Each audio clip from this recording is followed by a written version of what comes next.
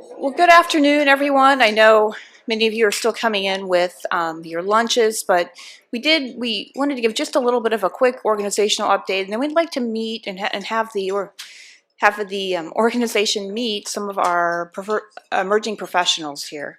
So just a few things that I wanted to highlight as we're thinking about the organization. And this is our 70th year anniversary. There was if you look at when the AOCA was officially recognized by the AOA, we're looking at 70 years. So we're 70 years and strong and very positive in the direction that the organization is going. With respect to the organization, respect to our practice, respect to what it means to be an anesthesiologist, I think we all would have to admit that we've seen change. We've seen a lot of change in our practice and what we've been doing. And so I encountered this quote recently by Winston Churchill. Actually, I think one of my chairmen presented it. But to improve is to change, and to be perfect is to change often. And last night, as the Board of Governors, as we were just thinking about what the AOCA may look like in the future and what it's looked like in the past, one of the things that we sort of said is, hey, I mean, we need to keep up with where or societies are going, where our emerging professionals have an interest in working, and we anticipate that we're going to continue to keep loyal to our historical roots, but then also be able to keep up with the times. So just a few things that we had noted last night in our strategic discussions. Just a really high overview from a financial. At the end of 2022, I'm thrilled to say that we had in our reserve fund almost 2 years of operational expenses. So if things happened and we weren't generating revenue, the AOCA was stable for about 2 years. Now I can tell you, I meet with many societies. I meet with many osteopathic societies, and this is unheard of in their understanding. Many of them are looking at a 2-month operational reserve. So we're very thrilled to be able to have this, and it really drove the board to have the strategic plan over the last few years to invest in our members. We realize the impact of COVID. We realize the impact of staffing shortages. We understand that members in our organization and the organization, it's been a tough time. So we've worked really hard to make wise decisions with the expenses that we do have, but to also invest in the organization. And some of the things you may have seen this year was a decrease in our membership dues for this year in celebration of our 70th year. And we really think that that's important because we want to give back to our members. We understand it's a trying time to be an anesthesiologist. Very thrilled to say that at the end of 2022, we are very close to a break-even year. And this organization's job or responsibility or even goal is not to be profitable, but it's to be wise and to be even, to give our members as much as we can at the best rate that we can. So that's been our sort of our high overview takeaway from the finances. A little bit to say about membership.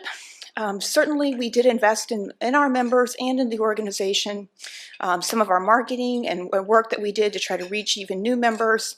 And I'm very happy to say, when you looked at the five-year trajectory, we saw that we were losing members every year. But actually, in the last year, we saw that switch. We actually saw a change in the trajectory. We saw a slight increase in our active members, brought in a fair number of members who had never heard of the AOCA before.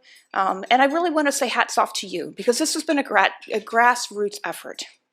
And many of you are aware of the Bring a Friend campaign, especially during our 70th year, and encouraging all of our members to bring a friend.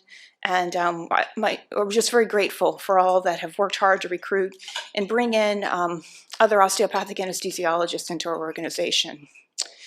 We also decided that a value proposition was important, that our membership dues needed to align with a value proposition. So decreasing our membership rate for this year has been very, very important with that.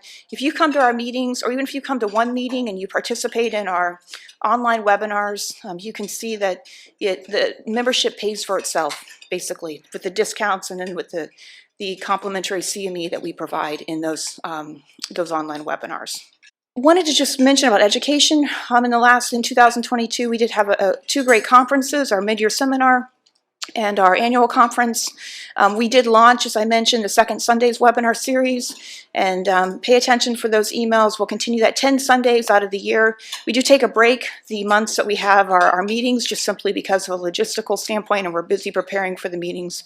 But 10 hours of CME credit in a webinar, or you can watch on demand for any member of the AOCA. Just a reminder, we will have our annual conference September 30th through the October 3rd at the Don Cesar. And I hate to say it, but that looks like a much better environment than what we're seeing right now outside in Chicago. So Chicago's a beautiful city, but that looks very enticing for sure. So please join us, invite others to join us. We'll have things we normally have. Our scientific scholarly activity presentations will be there. Great speaker lineup. Mike Fabrio is the program chair and is really doing a great job, and that agenda will be released shortly, but it's a really great program. The other direction that we have focused on and have been focusing on over the last few months is the future of the field and our emerging professionals. I mentioned this yesterday, but just to reiterate, the match results came out. In 2022, of the match positions for anesthesiology, about 17% were DOs. This year it dropped a little bit. It's about 15.3%.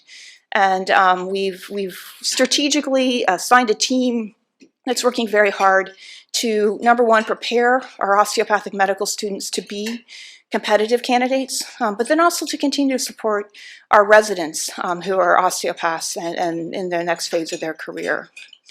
And I wanted to, for a few moments, just have a fireside chat with some of our emerging professional members. So I'm going to ask the medical students who are here today who've agreed to this, if you would mind, if you would be able to come up to the stage. I've got a few people, I think we have 3. Then we'll have our AOF scholar and our current AOCA representative on the Board of Governors, Nicole Henry. I think she's going to join us virtually. She's a resident.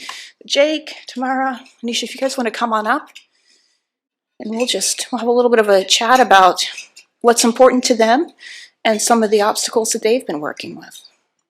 Let me just start out. I'd like to ask the medical students if they would introduce themselves. My name is Jake. I'm a third-year medical student at Lee Comet Elmira, and I think recently I've really decided to pursue anesthesiology for my residency, and I'm really hoping to match next year. So I'm thankful for this event to help me with that. Hi, I'm Tamara Stojkovic. I go to Kansas City University. I'm between my 3rd and 4th year. I'm doing a research year currently, and I hope to be an anesthesiologist. And one thing I'm really interested in pursuing is a pain fellowship, because I like all the procedural aspects, but that could change. Hi everyone, my name is Anisa Reita. I'm from NICOM. I'm a 3rd-year medical student. I'm also very interested in anesthesiology, so I'm very excited for this conference. It's been great so far. I hope to match anesthesiology next year, and one of my special interests is cardiac anesthesiology. I've been doing some research, and yeah, I'm excited for next year's match. Thank you. Nicole, would you give a little bit of an introduction of? So Nicole Henry, I hail from San Antonio, Texas. I actually went to William Carey University, College of Osteopathic Medicine, graduated 2019. Wow, I can't believe I can say that. With that, I actually here am at the Mayo Clinic in Rochester. I am now a CA3 about to graduate. And with that, I'm going to Boston Children's for peds anesthesia. And from there, I will determine what next. Excellent, Nicole. Thank you for sharing. I wanted to start out by asking you a question. What have been some of the challenges that you found as being a resident? And even if there's anything that you've noted that being an osteopath in anesthesiology, especially, have there been any specific challenges with that? It's funny you asked that. I have had questions. I think it was more in my intern year. We did an IM intern year. So with that, there's a lot of patient interaction on the floor. In general, it was a lot of curiosity when people would see my name tag and they see DO and they're like, can you tell me about that? And I was actually very excited to be able to explain to them, the philosophy of osteopathic medicine. And with that, they were very excited to have me as a physician.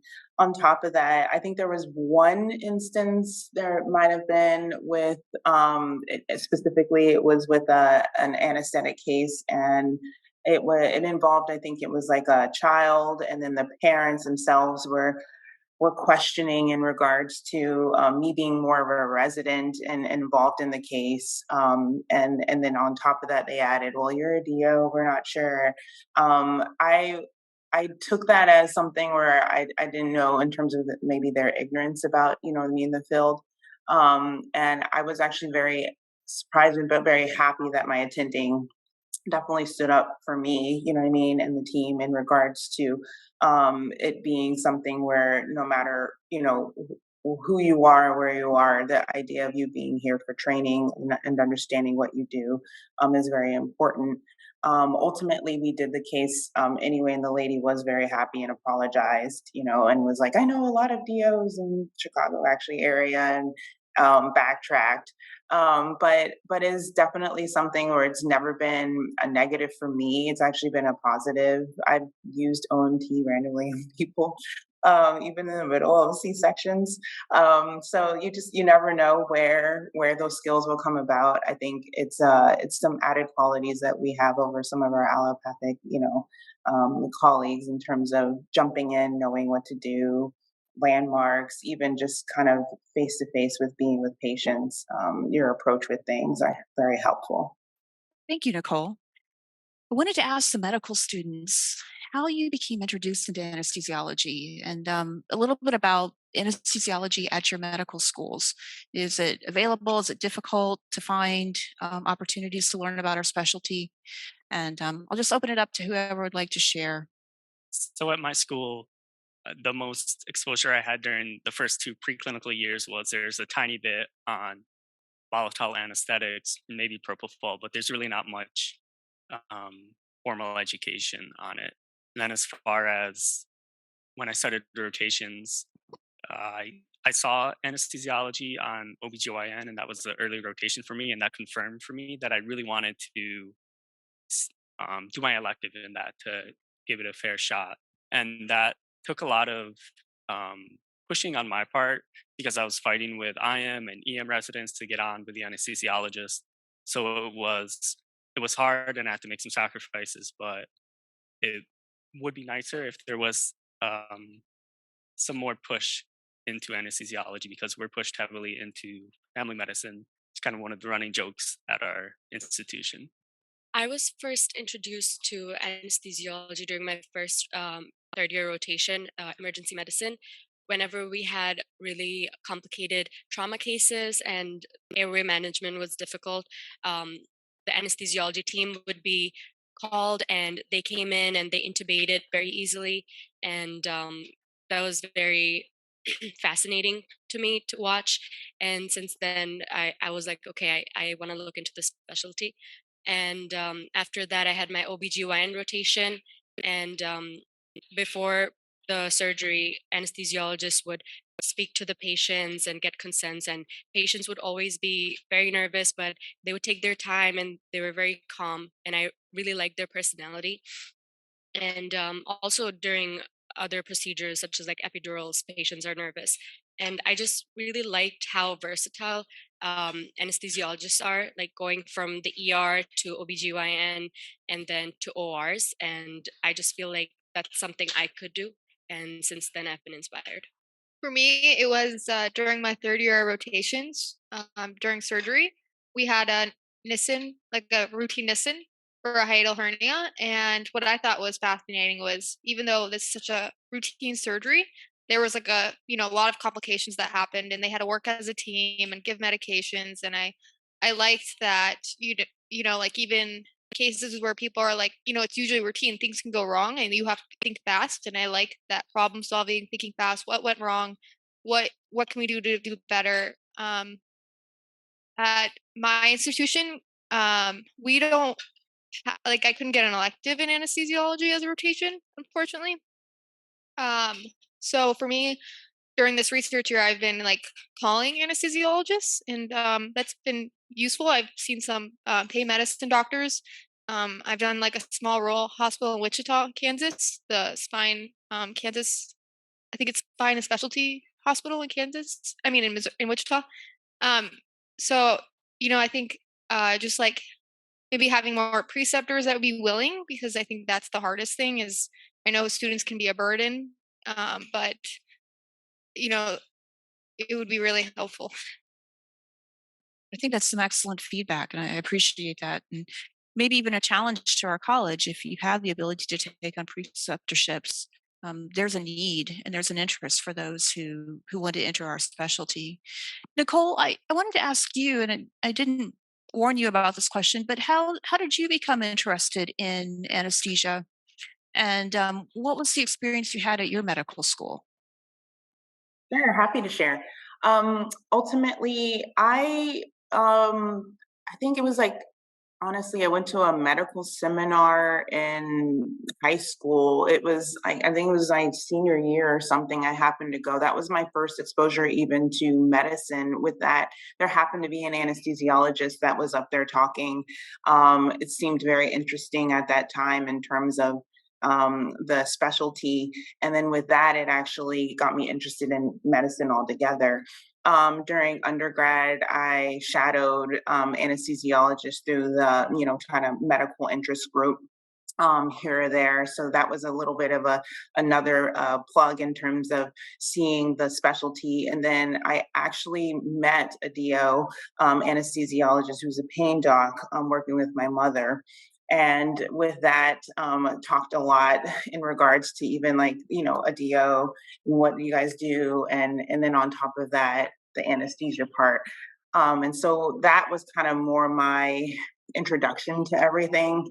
And then come third year, I specifically had asked to do an anesthesia elective. I rotated out in Lake Charles, Louisiana, and they do have a surgical center out there. So I was able to get an actual anesthesia rotation, and I absolutely loved it. That was like the thing that set me on this path. And then in fourth year, I did my away rotation at Mayo in terms of anesthesia, and again solidified I want to do anesthesia. So thankfully, I felt like my school did a good job in terms of being able to set that up. I did ask them earlier, and I think it was my second year because I told them, I would have interest in that and doing that as my second surgery rotation, for them to set that up. But I feel like it was a blessing that they had, connections to be able to make that work. Otherwise, I had my surgery rotations. I had spoken to the anesthesiologist on the other side of the drapes when I was during my surgery rotation to see kind of more of that side as well.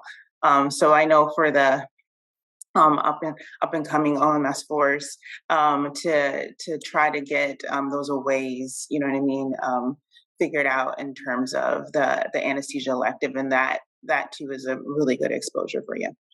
Let me ask the medical students who are here, what do you foresee being sort of the greatest challenge in your, as far as entering the field of anesthesiology? I know, Tamara, you mentioned preceptorships, but are there other challenges that maybe even as an organization that we might be able to help our osteopathic medical students? Anesthesia is a very competitive specialty, I think, for both MD and DO students, but definitely for DO students, we do face a lot of challenges. For example, I think there's a lack of home hospitals in our home programs in our school, so uh, it's hard for us to access third year and fourth year rotations in anesthesiology easily. Another thing I would say is that there isn't a lot of anesthesiology faculty members in our school, so we have like a lack of mentorship as well. So we kind of have to go on our own and just reach out to people as much as we can, and hope they get back to us. And yeah, those are pretty much the things that we definitely need help with.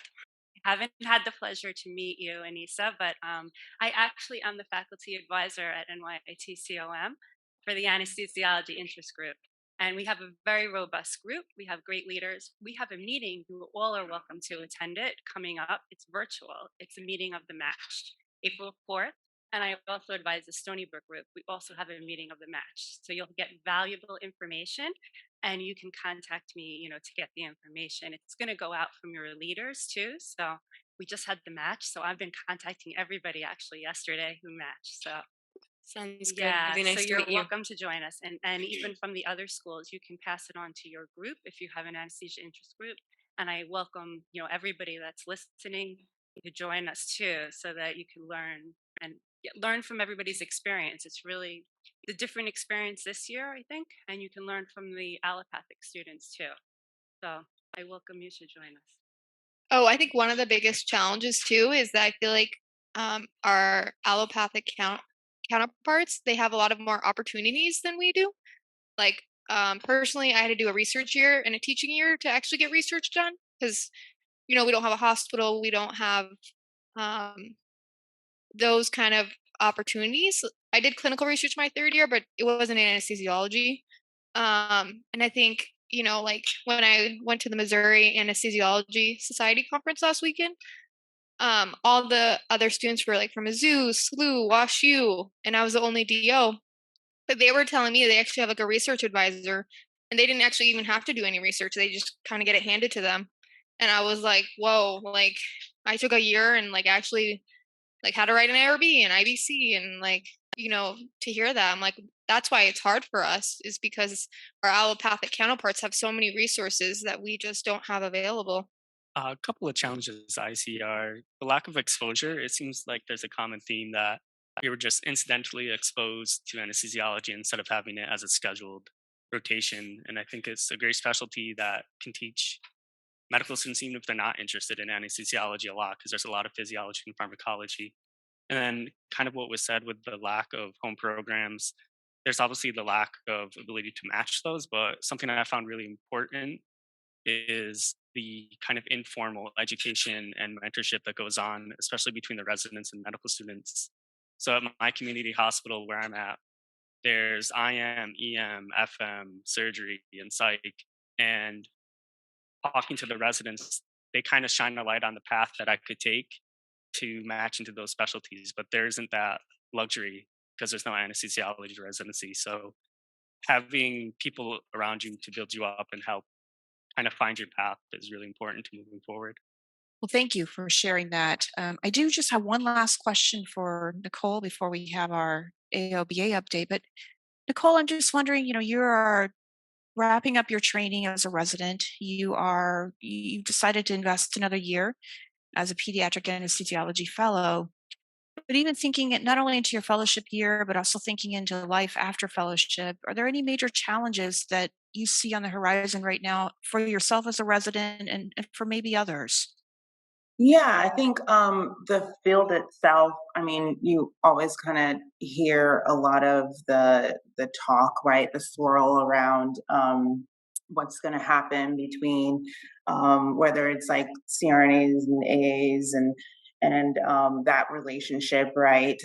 Versus doctors and again making that call, do you do fellowship or not, and is it more the idea of worth that in terms of going on for practice. I think after COVID things have changed a lot in terms of just medicine itself, but especially our field. But that all aside, I feel like myself and talking to some of my even colleagues that were all graduating, we're still very excited to be the future moving forward, you know what I mean, into the workforce. And with that, I think some of it is like how you approach things. I think, there's it's the whole going through all of this has been ups and downs in terms of training. Um, but ultimately, I feel like, again, I can look back now and feel like my training has been worth it. The decision to do a subspecialty to me is worth it to make sure that, again, I'm excited about what I do every day. And talking to, a lot of seasoned anesthesiologists as well, they still make me excited about what's to come. In regards to changes, I know even in terms of what is it like Medicare and payments and all this. You can hear a lot of things coming from a lot of different ways, but I try to focus on the fact that what I've kind of gone through and what more there is to learn and to see and understand is more the exciting part. And remember why I started this journey from the get go, right?